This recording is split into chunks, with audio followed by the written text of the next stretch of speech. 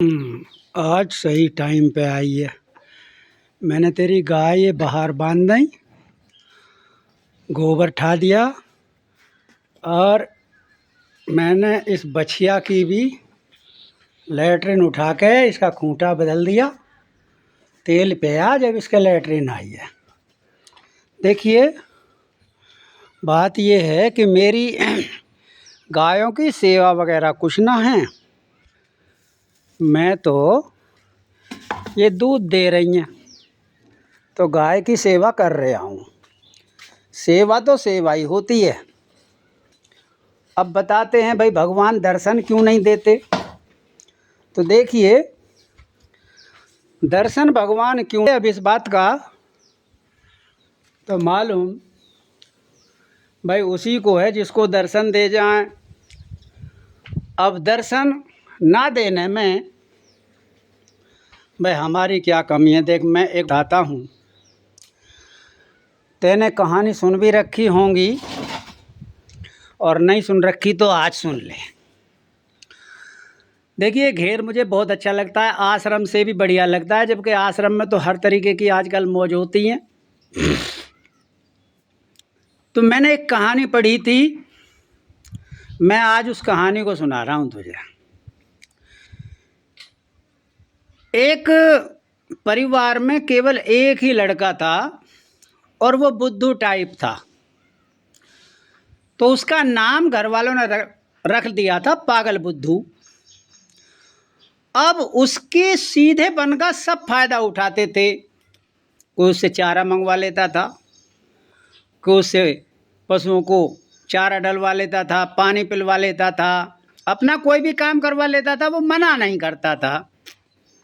तो एक दिन उसकी माँ ने कहा कि भाई इसको किसी आश्रम में ही छोड़ दो, ये कुछ वहाँ सीख जाएगा, बहुत घना सीधा है, सब इसका फ़ायदा उठाते हैं। उसने कहा, उसके पिताजी ने, कि ठीक है भाई, हम इस लड़के को गुरुजी के आश्रम में छोड़ आएंगे और कुछ ना कुछ सीख जाएगा। तो वो गुरु के आश्रम वाले जैसे ही वो बात कर रहे थे, वो उनके घर पर पधार गए। उन्होंने कहा, आओ भाग हमारे, आप हमारे घर में पधारे, हम तो आप ही का जिक्र कर रहे थे। गुरुजी, ये लड़का है और भाई बहुत सीधा है, इसको किसी तरीके से आप अपने आश्रम में ही रख लो, जब कुछ सीख जाए तो हम ले आएंगे। वे बोले ठीक है। उन्होंने लड़के से पूछा, क्यों भाई, तुम हमारे आश्रम में रह लोगे? कि हाँ जी, मैं तो रह लूँगा। अब वो लड़का बड़ा ही सीधा था। वो जाते ही जैसे उसकी आश्रम में एंट्री हुई तो बोला, जी वो तो बात सब ठीक है, मुझे भूख लग रही है, मेरे पे बिना खाए नहीं रहा जाएगा। गुरुजी बोले, कोई बात नहीं, चलो भाई इसके खाने की व्यवस्था कर दो। अब वहाँ पर जो दो रसोइये थे, जब उनको सूचना मिली कि खाना बनाना पड़ेगा, गुरुजी का आदेश है, तो वो मन ही मन में भून रहे थे, पता नहीं टाइम बे टाइम कभी भी कोई भी आ जाता है, उसी के लिए खाना बनाना पड़ता है। उन्होंने मन मार कर उसके लिए खाना बनाया। अब वो रसोइया वहाँ खाना बना रहा था और एक और जो वहाँ आश्रम में रहता था वो उसके लिए खाना पहुँचा रहा था, पागल बुद्धू के लिए। अब पागल बुद्धू अपना बहुत बढ़िया खाए गया। अब वो बार बार पूछ ले, भाई और ले आऊँ? कि हाँ भाई ले आओ, बहुत ही स्वादिष्ट खाना है। अब वो मन मन में और कूट रहे थे। खैर उसका पेट भर गया और उन्होंने चैन की सांस ली। अब वहाँ एक और था ऐसे ही, वो भी बहुत खाता था। वो इतना खाता था कि रसोई के सारे आइटम उसने निपटा दिए, खुद बना लेता था, खा लेता था, बना लेता था, खा लेता था। अब एक दिन वो जो रसोइया था उसने कहा, अरे यहाँ तो कुछ भी नहीं है भाई खाने पीने के लिए, सारा सामान सब खत्म। अब उन्होंने कहा कि ये जो नया आदमी आया ना, इससे मंगवाइए बाज़ार से सौदा। बस उसको देख के बोले, कह रहे चल बाज़ार से सौदा लेके आ। न्यू जी ले आऊँगा। उसको लिस्ट थमा दी, पैसे दे दिए। अब एक जगह उसी गुरु आश्रम के वो भाषण दे रहे थे, वहाँ प्रवचन सुना रहे थे कि भाई देखो भगवान सब में होता है, जी में, जिनावर में, पशु में, पक्षियों में, इंसानों में, सब कीड़ों मकोड़ों में, सब में होता है। अब उसने जैसे ही सुना तो जब वो सामान लेकर के वापस आया तो दो सांड लड़ रहे थे और लड़ करके किसी ने जैसे उनको भगाया तो उन्होंने रास्ता बदल के भागना शुरू कर दिया। एक उसकी तरफ आया, वो हटा ही नहीं वहाँ से। अब उसने उसे उठा के पटक दिया। अब उसको चोट लग गई। चोट लगने के बावजूद वो सामान लेकर के आश्रम में पहुंचा और उसमें एक लड़की भी रहती थी आश्रम में, जो बहुत अच्छी लड़की थी, देखभाल करती थी, मर्रम पट्टी का भी कार्य करती थी, पूजा पाठ बहुत करती थी। तो उसने कहा भाई तुम लंगड़ा कैसे रहे हो? कि जी मेरे चोट लग गई। कि किसने मार दी चोट? कि जी एक दो सांड लड़ रहे थे और किसी ने जैसे बचाया, एक उधर को भाग गया, एक मेरी तरफ को आ गया और मुझे उसने उठा के पटक दिया। कि तो तुम हटे क्यों नहीं वहाँ से? कि मैं तो इसलिए ना हटिया, गुरुजी यूँ करे सब में भगवान हो गए तो उसमें भी भगवान होगा और मेरे में भी भगवान है, तो वो मुझे मारता क्यों? वो लड़की बोली जब वहाँ सब कह रहे होंगे कि बच्चों बच्चों उनमें भी तो भगवान है, कहना मानते हैं, कि ठीक है आगे से देखा करूँगा। अब वहाँ एकादशी का सभी व्रत करते थे। अब एकादशी का दिन आया, अब उसको तो सुबह खाना चाहिए। वो कहने लगे भाई आज खाना नहीं बना, मैं देख के आता हूँ रसोई में। और वो जाके देखा कि भाई यहाँ तो कोई भी नहीं है। वो गुरुजी से कहने लगा गुरुजी आज तो खाना नहीं बना हमारे लिए। कि आज नहीं बनेगा बच्चा खाना, आज तो एकादशी है। वो कहने लगा एकादशी क्या होती है? कि एकादशी पर सब व्रत करते हैं। वो कहने लगा जी भूखा ना रहा जाए मेरे पे, मेरे लिए खाने का इंतजाम करो, बाकी मैं काम तुम्हारा सब करता हूँ। उसने सोचा ठीक है अभी पहला व्रत है। उसने कहा जाइए, वो भोली नाम की एक लड़की है और उससे अपने लिए खाना मांग लीजिए, वो सामान दे देगी। अब वो पूछता हुआ उस भोली लड़की के पास गया कि जी गुरुजी ने कहा है आज यहाँ तो खाना बनेगा नहीं, तुम हमें खाने का सामान दे दो। उसने कहा जब गुरुजी ने कहा है तो ठीक है, मैं एक आदमी का खाने का सामान दिए देती हूँ। उसने कुछ चावल, दाल वगैरह, नमक मिर्च उसको एक आदमी के दे दिए। वो कहने लगा जी ये खाने का सामान तो आपने दे दिया, ये बनेगा कैसे? वो लड़की कहने लगी जब तुम एकादशी के दिन खा सकते हो तो बना नहीं सकते? उसने कहा भाई ठीक है, जब खाना है तो बनाना है, कैसा भी बनो। अब वो सामान को लेके वहाँ रसोई से अलग हुआ। उसने कहा भाई बनेगा कैसे ये, चलो देखते हैं। तो उसने वहाँ ईंटों का चूल्हा बनाया। अब चूल्हा जैसे वो बना रहा था, अब वो गुरुजी वहाँ से फिर निकले आए। बोले कि भाई तुम खाना बनाओगे? कि हाँ जी खाना तो मुझे बनाना ही पड़ेगा जब मैं खाऊंगा तो। कि देखो खाना खाने से पहले भगवान का भोग लगाते हैं। वो कहने लगा है जी ये भोग क्या होता है? कि खाने से पहले भगवान के लिए दिया जाता है खाने को, उसको भोग बोलते हैं। उसने कहा ठीक है जी देखूंगा, राशन तो एक ही टाइम मेरा ही मेरा है एक आदमी का। अब उसने क्या काम किया, गुरुजी तो चले गए, उसने ईंटों का चूल्हा ठीक से रखा के और सबको एक साथ रख के और आग बला ली, वहाँ लकड़ी वगैरह थी। अब वो खिचड़ी बन गई। अब जब खिचड़ी बन गई उसने कहा भाई भोग लगाना है, गुरुजी ने कहा है तो चलो हम भगवान को बुलाते हैं। पहले रामचंद्र जी को बुलाते हैं। तो वो हाथ जोड़ करके और सच्चे मन से कहने लगा आओ प्रभु राम आओ, मेरे राम आओ, राम आओ, मेरे राम आओ। अब वो जैसे ही कह रहा था तो वो रामचंद्र जी और सीता जी दोनों प्रकट हो गए और कहने लगे भाई हम तो आ गए। उन्होंने कहा जी मैंने तो एक बुलाए और तुम आ गए दो, कि कोई बात नहीं है बच्चा, हम इसी में बराबर बराबर हिस्सा कर लेंगे।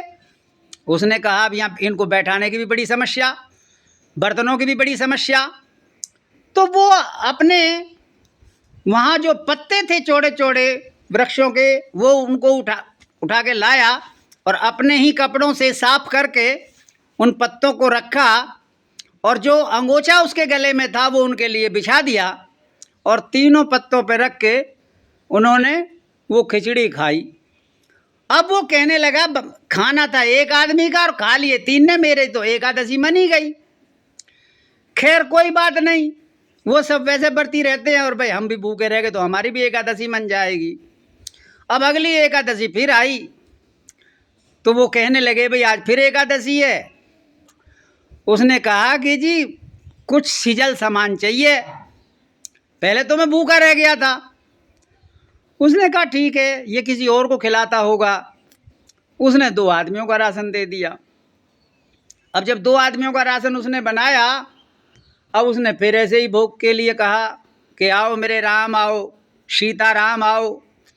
अब आँख खोल के देखता है तो वहाँ 3 हैं, सीता, राम और लक्ष्मण। वो बोले कि भाई ये क्या बात है, मैं बुलाता हूँ एक को तो 2 आते हैं, 2 को बुलाता हूँ तो 3 आते हैं, ये कौन है? कि ये हमारा भाई है लक्ष्मण। कि जी मैंने तो 2 का ही जो है बनाया था। कि नहीं, अब वो लक्ष्मण कुछ बिगड़ने लगते हैं कि भाई ये तो बहुत गुस्सारे हैं। कोई बात नहीं, फिर उनको वो अंगोछा बिछाता है और पत्तों पर उनको वो भोजन परोसता है। इस प्रकार वो भोग लगाकर खाना खाता और कहता है भाई हम तो वो उस वाला हिसाब है, हमारी तो एकादशियाँ मनी जाती है, अब की बार देखेंगे, अब की बार और ज़्यादा लेके आऊँगा राशन को। अब फिर जब एकादशी आई तो कहने लगा भाई हमें कुछ फालतू चाहिए, देखो हमारा पेट नहीं भरता है ऐसे। अब वो कहने लगी, लड़की बोली कि पता नहीं किसको देता है, मैं तो बहुत राशन देती हूँ, 1 की बजाय 2, 2 की बजाय 3, और ये बार बार कहता है मैं भूखा रह गया, आज देखती हूँ। अब उसने उसको भोजन की सामग्री तो दे दी, उधर गुरुजी से भी शिकायत कर दी। गुरुजी बोले इसकी देखभाल करो, ये भंडारा लगाता है क्या करता है, और छिप के देखना दूर से, उसको मालूम ना हो। कि ठीक है जी। अब उसने क्या काम किया, सामान ले जाके बोला कि पहले आज बुलाए लेता हूँ, बाद में खाना बनाऊंगा। अब वो सब सामान रख कर के और कहने लगा आ जाओ प्रभु राम आओ, सीता राम आओ, लक्ष्मण आओ। अब देखता क्या है, जब आँख खुलती हैं कि रामचंद्र जी भी हैं, सीता जी भी हैं, लक्ष्मण जी भी हैं, हनुमान जी भी हैं और शत्रुघ्न भी हैं और भरत भी हैं। अब उसने आँख खोली, बोला भाई ये क्या बात है, 1 को बुलाता हूँ 2 आते हैं, 2 को बुलाता हूँ तो 3 आते हैं, और तीनों का खाना बनाता हूँ तो ये तो पूरा परिवार चला आया है, हनुमान जी भी आ गए। उन्होंने कहा ठीक है कोई बात नहीं है, जैसी आपकी श्रद्धा है उसी प्रकार हम हाजिर हो जाते हैं। तो कहने लगा जी आज मैंने भोजन बनाया नहीं है, भाई बनाओ और खाओ। अब वहाँ पर वो सीता जी भोजन बना रही हैं और सबको परोस रही हैं, भाई वो तो लक्ष्मी रूप हैं। अब वो भोजन समाप्त कहाँ होता है, अब वो लड़की उधर से देखती है कि भाई यहाँ तो बहुत परिवार आया हुआ है। अब वो दौड़ी दौड़ी गुरुजी के पास जाती है और कहती है कि जी वहाँ तो बड़ा चमत्कार हो रहा है, चल के देखिए। अब जैसे ही वहाँ गुरुजी भी और बाकी जो आश्रम जिसको मालूम पड़ी वो सब के सब दौड़े हुए आते हैं, तो वहाँ उनको कुछ भी दिखाई नहीं देता है सिवाय उस पागल बुद्धू के। वो कहते भाई यहाँ तो कुछ भी नहीं है, एक पागल बुद्धू है केवल। लड़की कहने लगी ऐसी बात नहीं है, आप देखिए, मैं देख के गई हूँ अपनी आंखों से। तो वो वहीं खड़े हो जाते हैं, तो वो बात कर रहा है कि जी आप ये बताओ, आप इस प्रकार से आते हो, 2 को बुलाते 3 आते हो, 1 को बुलाते हैं 2 आते हो, और आज पूरा परिवार आ गया है, ऐसी क्या बात है? तो वो कहने लगे कि भाई हम तेरे सरल स्वभाव से अति प्रसन्न हैं, हम इसलिए तुम्हारे बनाए हुए खाने को खाने आ जाते हैं, और तुमने कहा कि आज बनाओ तो भाई बना भी दिया, अब आप खाइए, हम बना रहे हैं। अब वो जो आवाज़ आ रही थी तो वो उसके गुरुजी कहने लगे भाई तुम किससे बतला रहे हो? कि जी मैं तो बतला रहा हूँ, यहाँ पूरा परिवार है, रामचंद्र जी हैं, सीता जी हैं, लक्ष्मण जी हैं, हनुमान जी हैं, भरत है, शत्रुघ्न है। वो गुरुजी कहने लगे भाई हमें तो कुछ दिखाई नहीं दे रहा है। तो पागल बुद्धू कहने लगा हे प्रभु, आप जब मुझे दिखाई दे रहे हो तो इनको क्यों दिखाई नहीं दे रहे हो? ये मेरे गुरुजी तो बहुत विद्वान है और मैं तो वैसे भी पागल बुद्धू हूँ। तो वो कहने लगे कि तुम्हारे गुरुजी को दर्शन नहीं होंगे, वो विद्वान भले ही हैं लेकिन उनका स्वभाव सरल नहीं है, उनके हृदय में इतनी सद्भावना नहीं है जितनी आपके है। वो कहने लगा भाई किसी भी प्रकार से गुरुजी को दर्शन दो। तो कहने लगा पागल बुद्धू भाई ये तो इस प्रकार से कह रहे हैं कि वो सरल नहीं है, सद्भाव नहीं है। वो कहने लगा कि भाई मुझे एक बार दर्शन दिलवा दे। तो वो प्रार्थना करता है पागल बुद्धू उनसे कि भाई मेरे गुरुजी को एक बार दर्शन दे दो, जिससे ये झूठ ना समझें।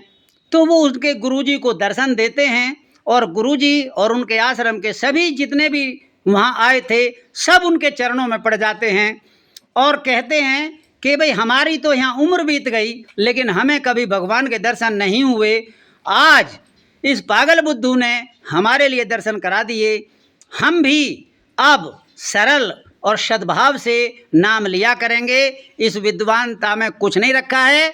भगवान ये जरूरी नहीं है कि विद्वान को ही जो है दर्शन दें, भगवान उसी को दर्शन दे देते हैं जो उसकी पूजा सद्भाव से करता है, श्रद्धा भाव से करता है, सरल स्वभाव से करता है। तो देखिए हमें कभी कभी पहले सपने में दिखाई दे जाया करते थे, अब हो सकता है हमारी पूजा में कोई कमी रह गई हो। वैसे भगवान ने हमारे सभी कार्य समय से किए हैं, भगवान को दोष नहीं देना चाहिए। और वो अलग बात है, उतार चढ़ाव तो होते रहते हैं, फिर प्रभु उस ओर लाएंगे। इसी के साथ देखिए उस पागल बुद्धू ने दर्शन करा दिए। तो सीधे सच्चे सरल स्वभाव से भगवान का नाम जरूर लेना चाहिए। इसी के साथ जय हिंद, जय भारत।